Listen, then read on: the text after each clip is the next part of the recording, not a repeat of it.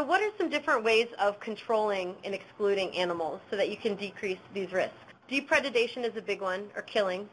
Usually somebody asks when I'm like, well, what are you guys doing for animals? What are your practices? And they're like, well, we eat them. We kill them. So often from the state you can get kill permits or hunting permits for everything from white-tailed deer.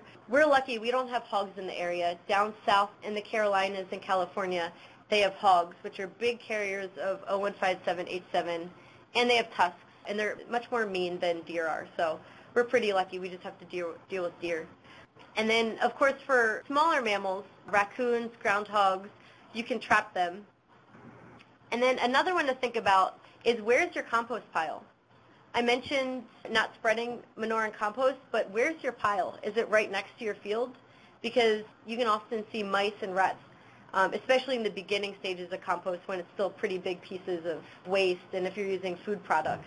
Also, using buffer zones around fields. If you put a 100-foot buffer zone around your field, that can really help with animal predation.